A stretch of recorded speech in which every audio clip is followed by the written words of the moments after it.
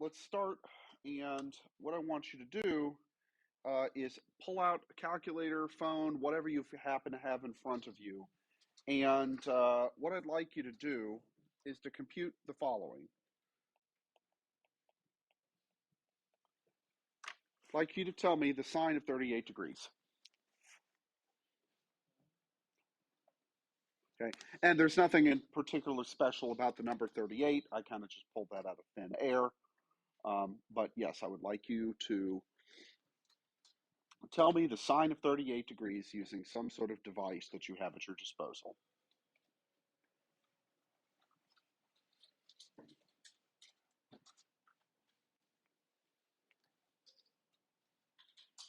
Survey says 0.61, keep going, 56614. Okay. All right. So have you computed the sine of 38 degrees?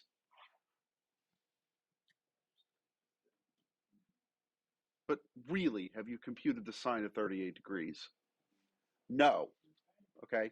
What you have given me is not the sine of 38 degrees. You have given me a rather accurate approximation of the sine of 38 degrees. Okay. And what's the difference between these two things, these two ideas? Well, why can't you give me the sine of 38 degrees? Well, okay, you don't know it, fair, right? But why can't you calculate it either? Well, it is irrational. Okay, it's also transcendental, as it, well, I think it is. Um, but it would require for you to write down an infinite number of digits, right? And yeah, you could give a procedure for how to generate, like if I ask you for 10,000 digits, you could do it, right? With maybe a computer and a stack of paper and a lot of coffee and time, but you could eventually give me 10,000 digits. But no matter what, you can never truly tell me what the sine of 38 degrees is because you can't write down those digits, right? On the other hand, can you tell me this number? Well, some of you ought to be able to. It's 1/2, right? In fact, there's no, quote, calculation necessary because that comes from one of the special triangles out of geometry, okay, that you should have remembered from high school. Huh? No, but this one you can give me, right? So this function, or at least this function, is calculatable in some instances, but perhaps not in others, okay? And what we want to sort of talk about is what does calculatable or calculable, like what does this concept mean? And what on earth does this have to do with computer science, okay? All right, so um, we're going to talk about the work or some of the work of a guy named Alan Turing. And does anybody happen to know anything about him? What's he famous for? Hmm? Yeah, okay. So one thing he's famous for is his work on decrypting or cracking decrypting the German Enigma code machine, which was used by the German military during World War II, right? Yes? Yeah, not really. Um, that's apocryphal, but it's a good story, right? Because so what's the deal with the Apple logo? What is the Apple computer logo? I mean, you can see it on the back of my computer, right? It's an apple that has a little bite out of it. Yes. Okay. Well, what's the bite out of it supposedly signify? Yeah, so Alan Turing killed himself, okay, by taking a bite of cyanide laced apple, right? So he had cyanide on the surface, and apple took a bite of it, and then that killed him. Um, this begs the question, though, why did he commit suicide? Yeah. Well, he wasn't actually imprisoned, but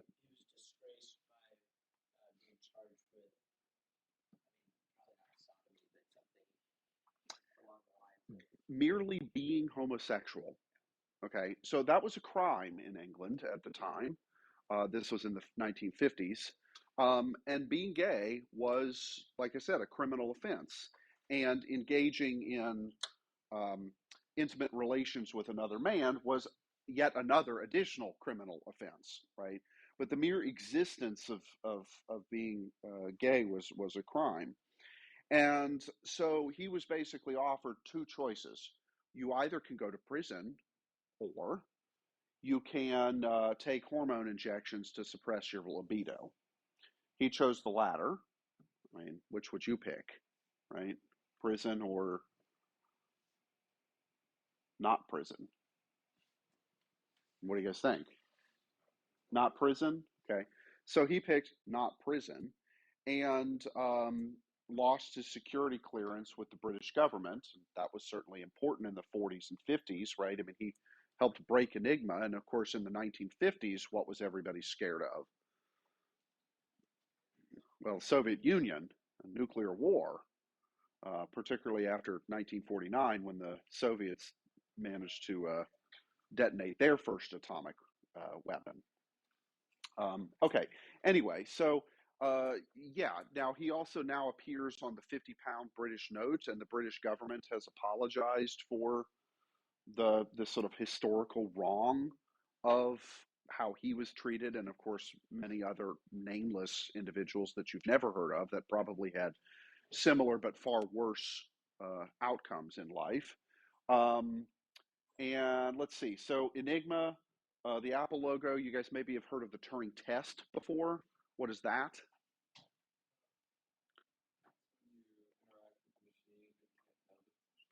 Right. If you basically have a text conversation on a screen with an unknown entity on the other end, and you don't know whether or not the entity on the other end that's typing and responding to you is a human or another computer, and if you can be tricked into thinking that you're talking to a human when in fact you're talking to a computer, then that computer has, in some sense, passed this test. Um, and we could debate about that test and what it means and stuff, but this is sort of a something that's credited to him. Um, but he also was very, you know, important in terms of the history of mathematical logic and computer science. And so, sort of one of his most famous papers is this one from 1936, and the title of it is On Computable Numbers with an Application to the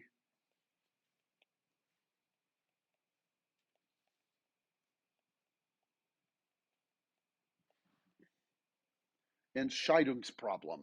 Okay, is anybody taking German in the room, or has taken German? None of you? No, of course. I knew that was coming. All right, but yes, but this Entscheidungsproblem, which basically means decision problem, we'll talk about that later. Um, but yeah, so this paper, here it is. If you're curious to see it, I printed it out the other day, and last night sat down with a nice glass of wine, and started going through it. Um, really should have read this a long time ago. All right, but so what do we mean when we say computable number, right? When I asked about the sine of 38 degrees, like I never truly defined what I meant by computable, but what sort of sense should we get from that discussion about the sine of 38 degrees and the sine of 30 degrees? What do you think computable means?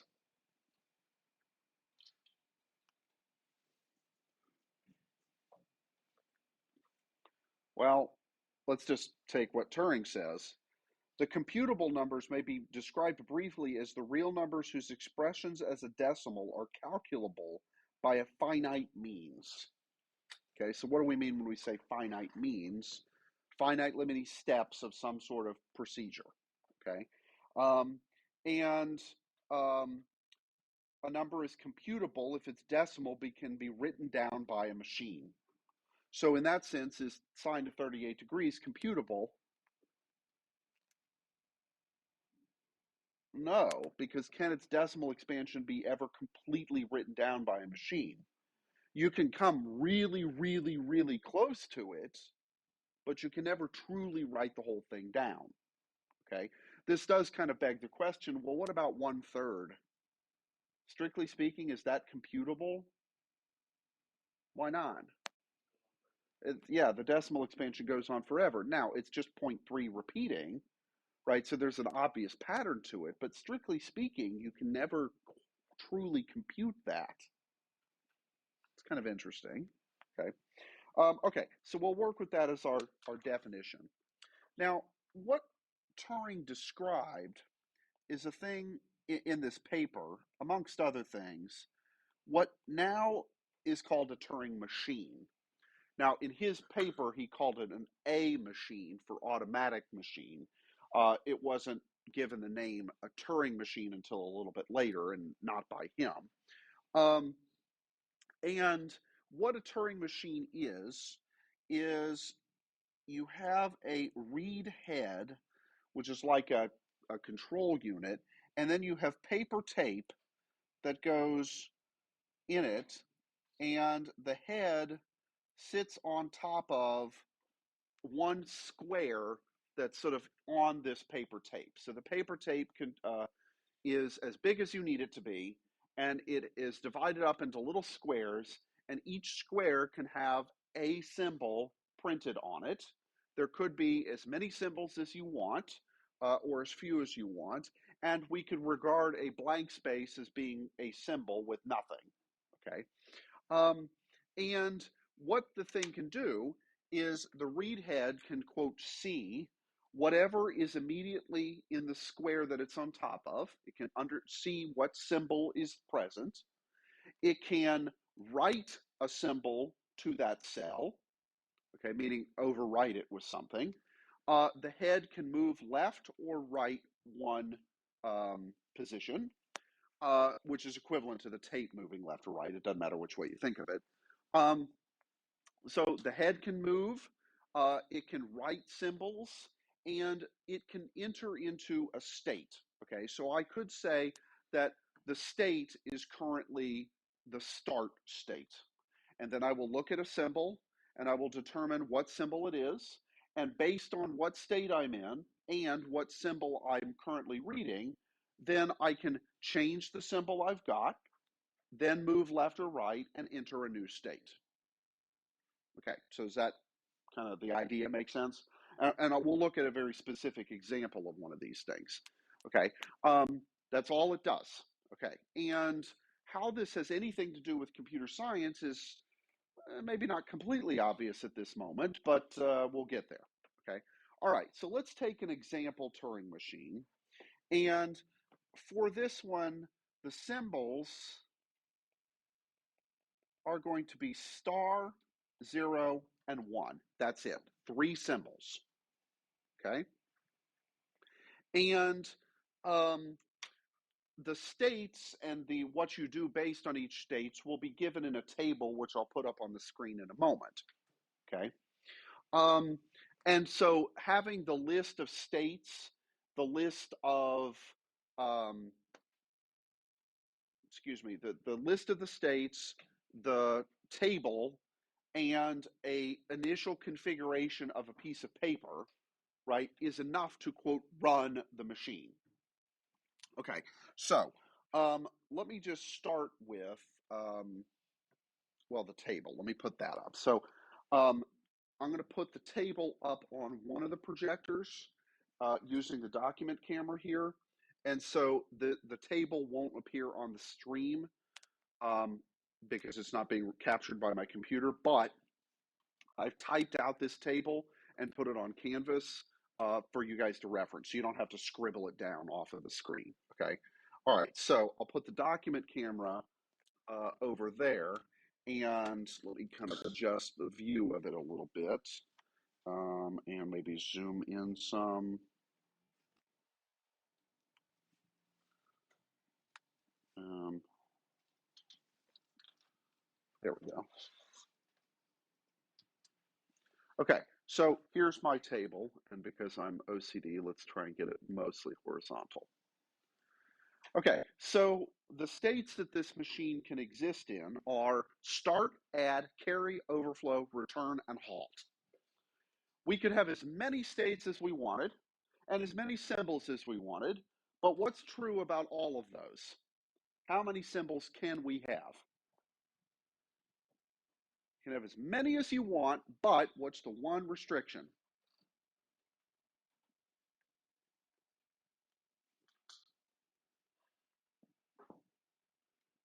Can you ever have infinitely many symbols? No. You can only ever have finitely many symbols. Now, it could be a billion symbols, but you can only have finitely many. He actually has kind of a funny line here. Let me find it.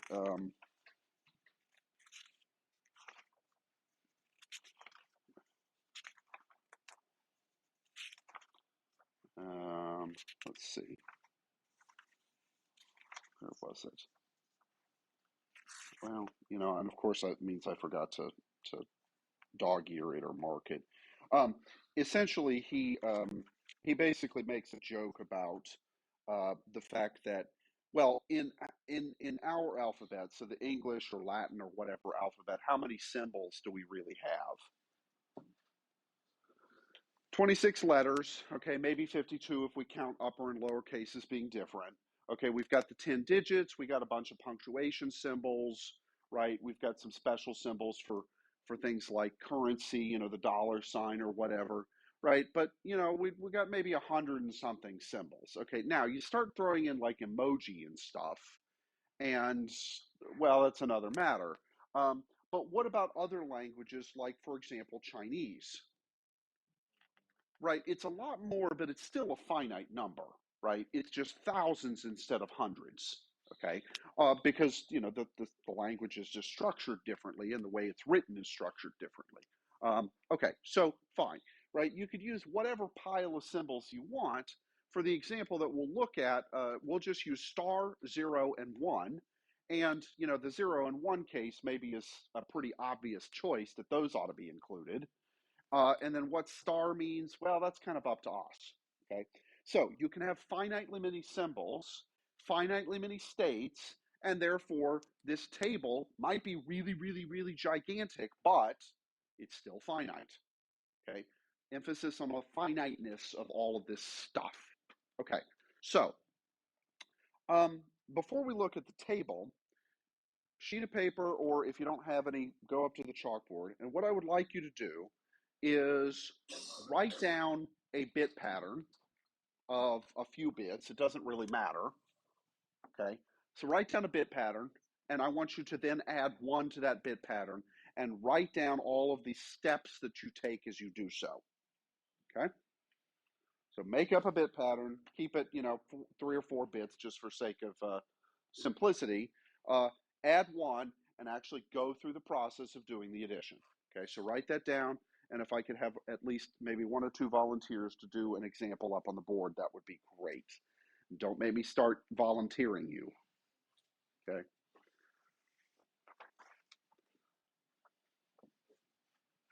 Who should I voluntold? No?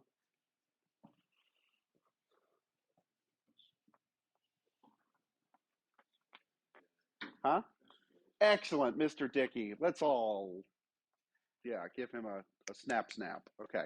So if you would please write a binary pattern up on the board of your choice, write it nice and big, and then add 1 and go through all the steps of the carries and the additions and the whatevers that you need to do in order to get it. So what number is he going to choose? Let's find out. Like 3 or 4, right? Just to keep it small. I mean, there's no reason that I couldn't have you do this for 10,000 bits, except uh, it would take a lot of time, and you guys would maybe be late for Chicken Tender Wednesday next week, much less this week. Okay. All right. So he chose 10001. Okay. Perfect. Or 10011. Okay. What does that represent, by the way, as an unsigned integer?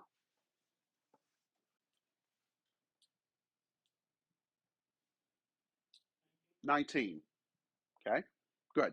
All right, so do the addition.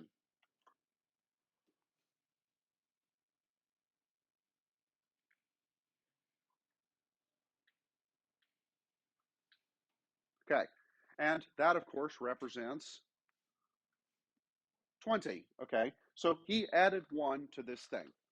Okay, all right, so what we're going to do is we're going to also add 1 to a number, but we're going to do it with this Turing machine. So notice that all of the steps that Evan wrote, right, about where he wrote the carries and how he did the addition and stuff, he did it in a sort of two-dimensional way on the chalkboard, right? Did he have to do it in a two-dimensional way on a chalkboard? Could I have told him, okay, I want you to do this, but I don't want you to do anything other than write in a line? Could he have done that? Okay, would it have been less or more convenient? Probably less convenient, but it would have gotten the same result in the end. Yes? Okay, Evan, you can take your seat. No, leave it.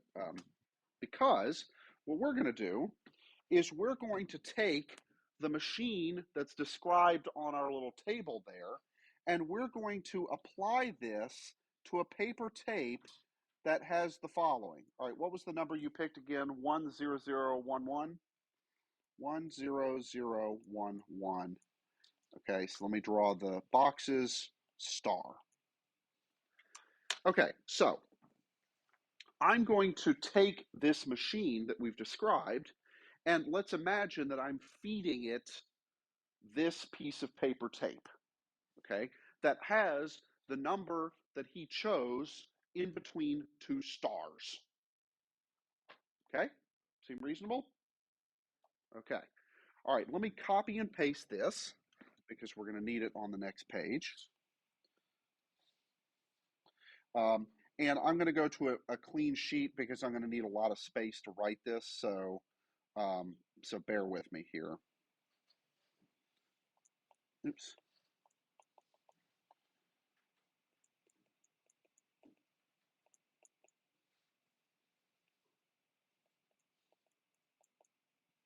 Okay, the other thing I'm going to do is I'm going to write an H below a square, and I'm going to think of that as being where the position of the head is relative to the tape. So I can even either think of moving the tape or moving the head. I'll use the idea of moving the head. They're equivalent, okay? And I start in some state, which I will, for this, appropriately call start, as this example does, okay? So I didn't make up this example, but I will make up some others. Okay, so what state am I in? What symbol am I currently reading? Star, okay? So according to my table here, what should I do? I am in state start. I see a star. I'm going to write a star, which doesn't actually change anything in this case, right? Which direction am I going to move the head? Left one position, and then I'm going to enter the state add. Okay? Good? And let me call this t equals 0. Oops. Okay, so what did I just do? I just wrote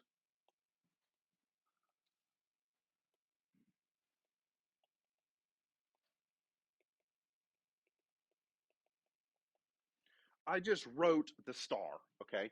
So I'm going to put that in orange to indicate that that's what I just wrote. Okay? Okay, good.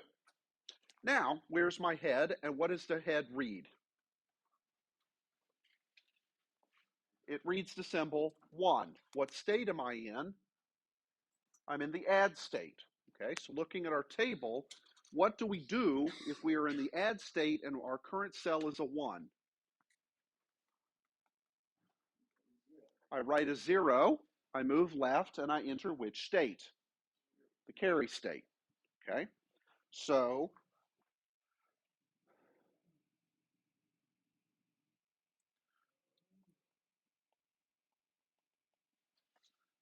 all right, so what did I just do?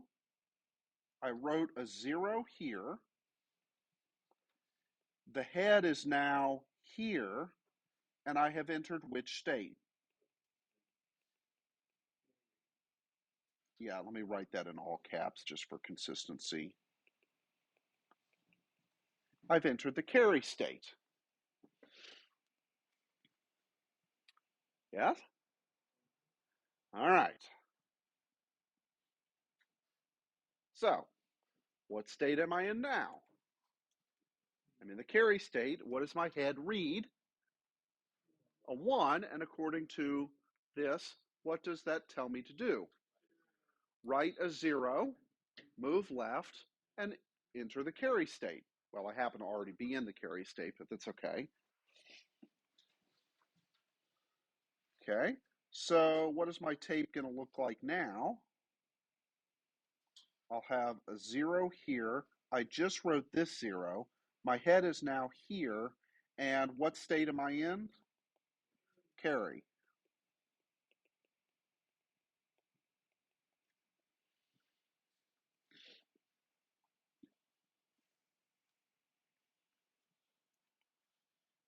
Okay, so now my head reads what? A 0. What state am I in? What does the table tell me to do? Replace the 0 with a 1. Okay, and so let me re-put this in here.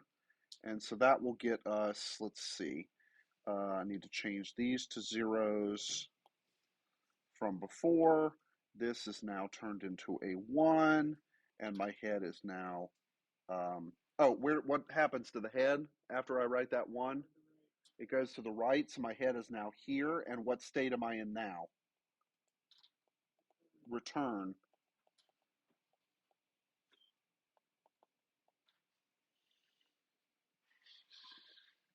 Okay? All right, well, what does the head read this time? A 0, but what state am I in? I'm in return. So what does return do if it reads a 0? It replaces the 0 with a 0, so it's like it just doesn't do anything, moves to the right, and remains in the return state. Okay, so what's going to be true this time? Now I'm going to have this 1, oops, it's going to write a 1 here and move right to this position. What state am I in now? Still in the return state. Okay. Oh, I'm sorry, guys. It should have written a 0 because it already had a 0 there. So this should be a 0, and this should be a 0. Okay. Good? Yes? Okay. So what's it going to do again? Rewrite that 0.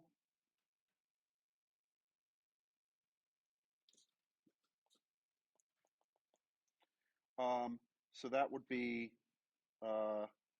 writing this 0. The head moves to the star, and we're in state what still? Return. Okay, and then finally, the last step would be what happens if I read a star and I'm in the return state? I write a star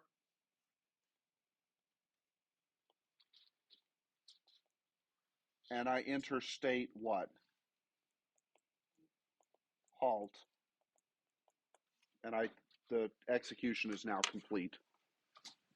Well, would you look at the tape now? What has the tape turned into? 1 followed by 4 zeros. I'm sorry. It's because yeah, there should be some ones. Sorry. There should have been a 1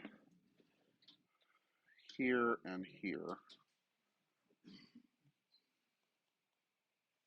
Okay, so we good? Yeah? Does that number look familiar? It's what Mr. Dickey gave us. Yes.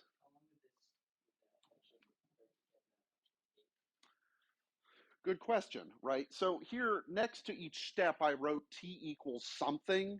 How long did it take us to go through this? It took us several minutes, okay, 7 steps, or maybe 8 if you count t equals 0 as being a step, okay? It took us several minutes to execute it. Now, partly that was because I was explaining it as we go, but could you imagine if you were really fast and good with this, this might take you 10 seconds, right? How long would it take a Turing machine? Well, okay, that's a good question, right? So a Turing machine is not really a physical object. This is sort of a conceptual computer.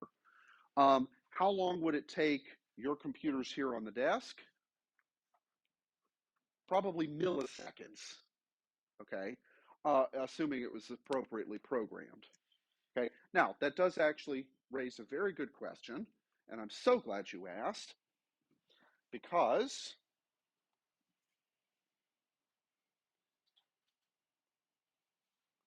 guess what we could do?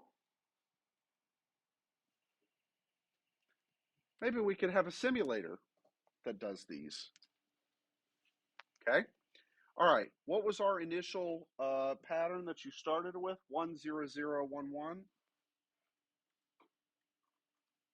Okay. 2 things that I had to change in order to use this cylinder. So let me hit the reset button. Okay. So here's my initial configuration, and I'm starting in the state start. Okay. So, and in fact, do you guys mind if I put the computer back on the screen for this half of the room? Is it okay? We don't need to look at the table anymore. Okay, so I made a very minor modification to the table, which is the person who wrote this simulator uses star to refer to it could be any character, right? He uses it as a wild card. Okay, but I've used star from that example as a specific character. So what I did was I replaced stars with X's, and so when you see an X on the screen on this simulator, that's like what we used as a star, okay, before. Okay, so how long does it take to run? Well, I don't know. Let's find out.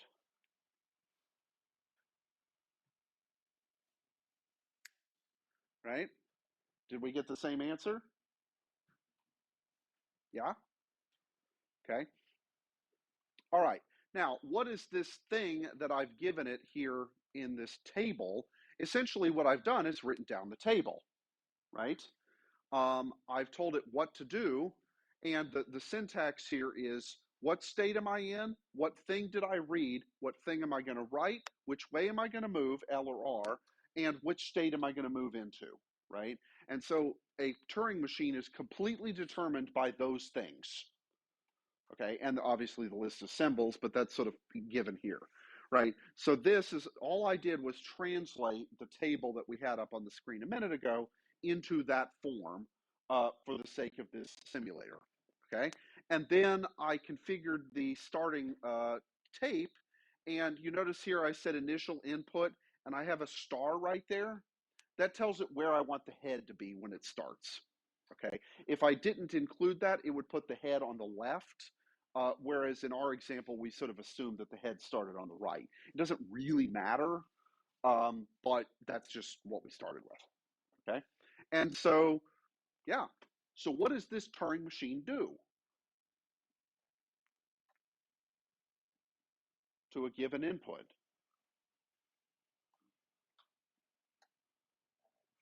It treats it as if it's a binary number, adds 1, and then spits the answer back out.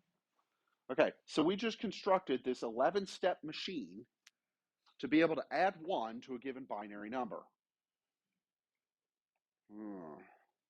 So there's sort of maybe 2 problems here, right?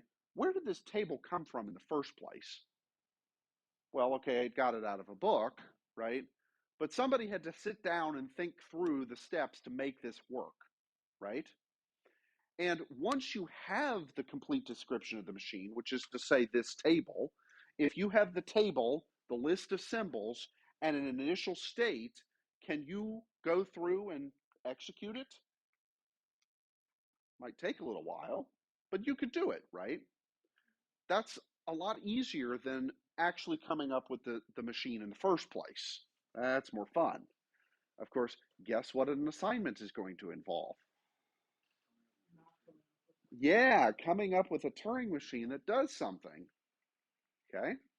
Um, and also taking an existing Turing machine or a given Turing machine and doing something with it, right? Okay, so these two operations are kind of important.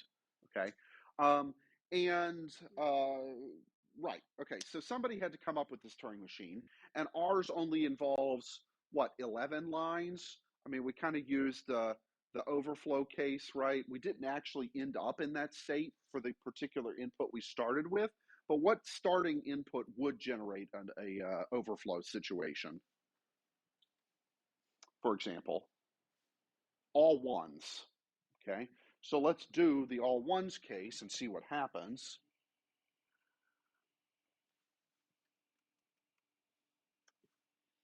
Okay, and then let me reset it and run it. Okay, and so we started with 5 ones and we wrote the sixth one in some sense, um, and then realized that we were in an overflow state. And yeah, okay, so we halted, and there's our tape output, right? So this thing does add one. Uh, the assumption here about the tape is that it's as long as you need it to be. So it's not infinite, but it's essentially not in any way limited. Okay, this kind of is maybe slightly different than with a quote true computer, because if I added, for example, uh, two numbers, or I added one to a number, it's possible that I would have an overflow and I don't have a position to put the sixth bit into. Okay. Um, this Turing machine doesn't maybe perfectly match machine addition, but it's good enough for sake of example. Okay, so why the hell do we care about this machine? Like, what is this good for anyway? Well, let's return to what we were originally talking about, which is what functions are computable. Okay, so definition: a function is Turing computable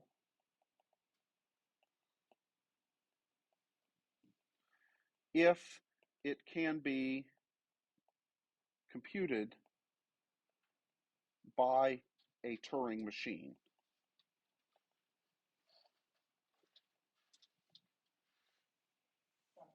Yes. Oh, you can't see it because sorry. There it is. Thank you. Yes, so a function is Turing computable if you can construct a Turing machine that computes it. Seems like a reasonable definition, right? Okay, so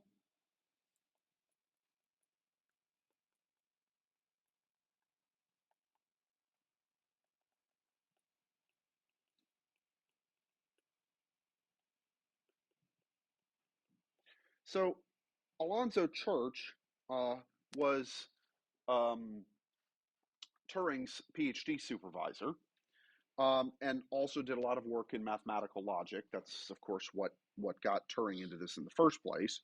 And so they developed what is called the Church-Turing thesis. All right, so we've just defined this category of functions that is Turing computable.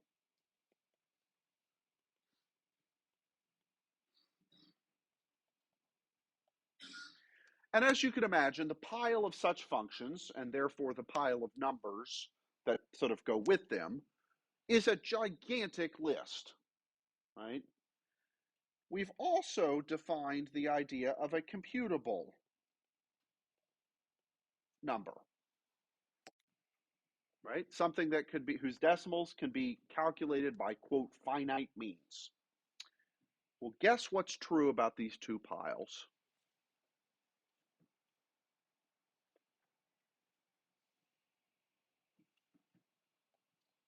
They're equal. Okay? So a number is calculatable or computable precisely if there's a Turing machine that can compute it. Okay?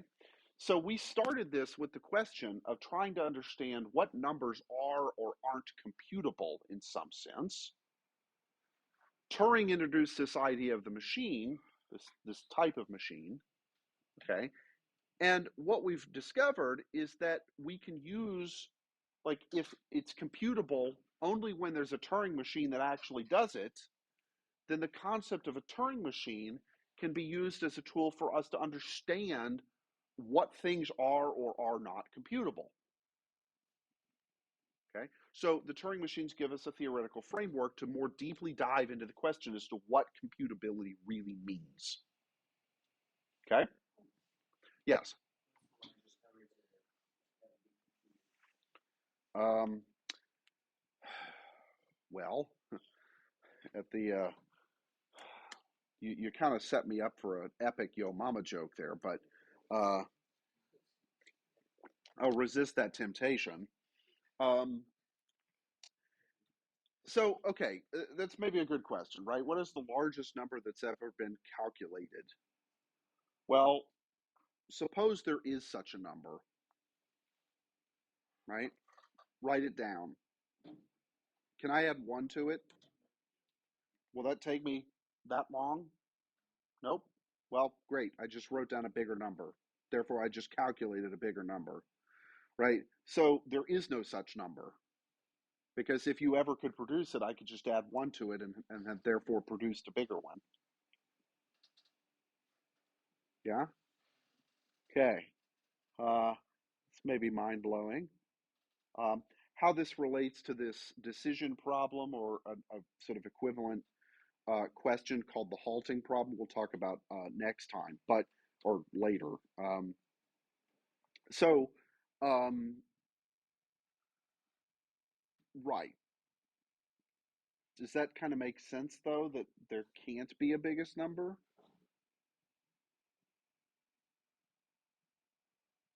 Now, it's not that the biggest number that we've ever computed is infinite, it's just that there is no biggest number, right? We're kind of getting into philosophical territory here, um, which hashtag liberal arts college. Okay. Well, okay, what do you mean when you say smallest? Most negative? Well, that's sort of the opposite of the same problem that he just mentioned, or smallest in the sense of closest to zero, but not actually equal to zero. Same problem. Suppose that you gave me such a number. I can move the decimal point one position to the left and thereby make the number 10 times as small, right? So hence there is no smallest number either, right?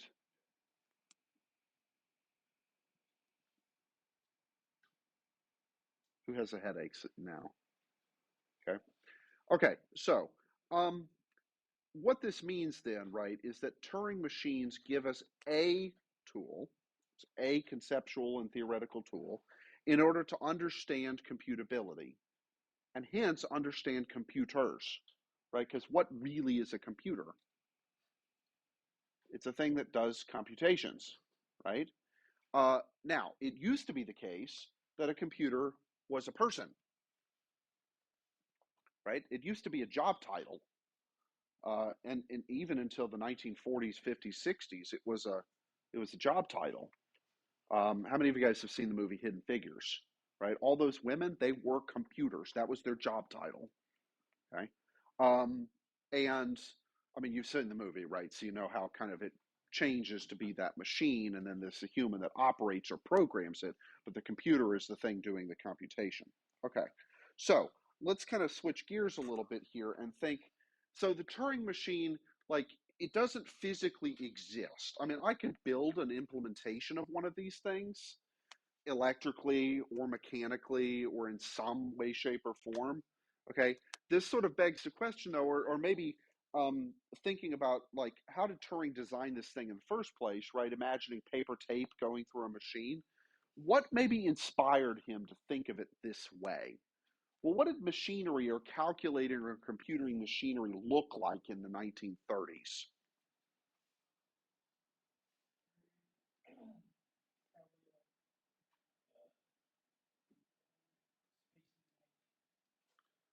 basing on the name, right? Well, who was doing stuff like so if we go to say 1942 or the early 40s, what did computing look like? What kind of machines were doing it? Okay, so you had the Enigma. I'd argue that's not really a computer. Okay, but what computers in a true sense did we have at that point?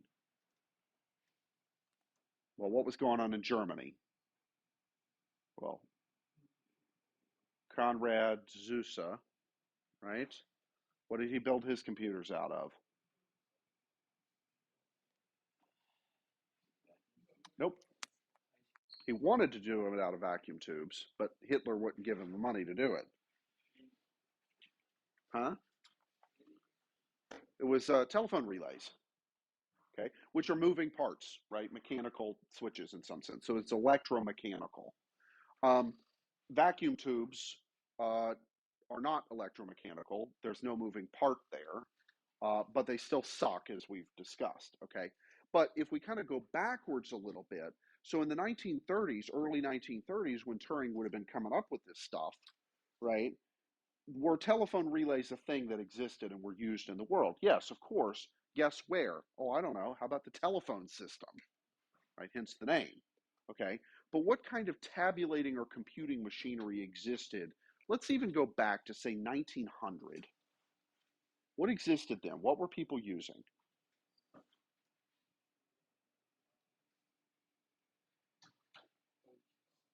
Punch cards. Okay. Where did punch cards get invented? And by whom and for what purpose? It sounds like we need to have a quiz, gentlemen.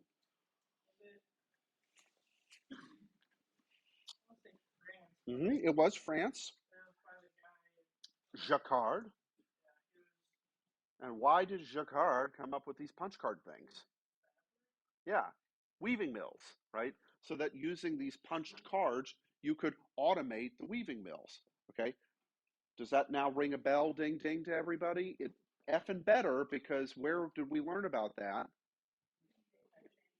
Right, in that nice documentary that we all watched and learned so much from. Yes, but clearly retains nothing. Okay. All right, let's go back even further. 1880. What was special in 1880? What happened? What happens every 10 years in this country? Oh, it happens a lot faster than that, but every 10 years is the magic number. The census occurs. Why does the census occur? Yeah, we need to know how many people live where, but what really fundamentally is the purpose of that? Hmm? Votes, okay? Because the House of Representatives is apportioned, how many representatives each state gets is apportioned based on their populations, right? And therefore, the populations are going to change, not always necessarily for the positive, right? Population generally does grow, but is it conceivable that a state could lose population? Yeah, okay. And thereby, depending on the numbers, could lose representation, okay, or lose a number of representatives, right? So the census is a critical part, right, of a representative democracy. The Senate, we don't have to worry about that, at least with the census, because each state gets two, and that's sort of fixed, right? Um, but um, the House of Representatives is apportioned based on population. Okay, so what happened in the 1870 census? How long did it take to complete the 1870 census? A while. And when we say a while, how long do we mean? It was like 8 years.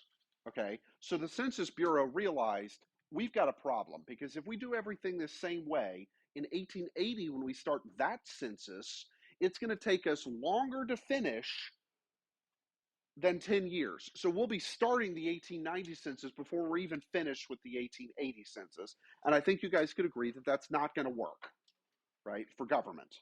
Okay. And hold your horses. The chicken tenders are not going anywhere. Let you out early before so you can give me a couple minutes extra today. All right. So that's not going to be working for the 1880 census. So they said, all right, business, help. And who came to the rescue? His name was Hollerith. He founded what eventually became IBM, right? And he had tabulating machines that used punch cards. And what happened with the 1880 census? It happened real fast and everything's great, right? 1890 rolls around, everything's fine. And life as we know it has continued to move on, okay? But think about a punch card, right? A punch card is in some sense really just a two-dimensional version of Turing's tape, right? You could imagine taking a punch card and cutting it into strips and then gluing them all together or something to have a strip instead of a card, right? So, like, my point that I'm trying to make here is what would have inspired Turing to be thinking this way? Well, he would have been thinking as a product of his time. What would have been around in the 20s, teens, 20s, 30s when he was being educated and figuring all this stuff out would have been the things we just mentioned. Punch cards, tabulating machines, mechanical calculators. I mean, he lived in Britain, right? So the legacy of Charles Babbage is there.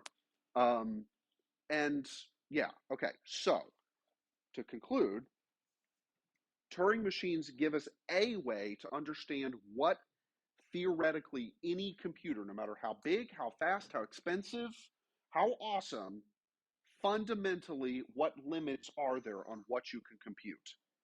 This is just a really, really fancy pants Turing machine, but it's still just a Turing machine. Okay? Now, I will add one qualifier here, which is to say, at least for now, this applies to what I'll call a classical computer. Okay? As opposed to what's a non-classical computer.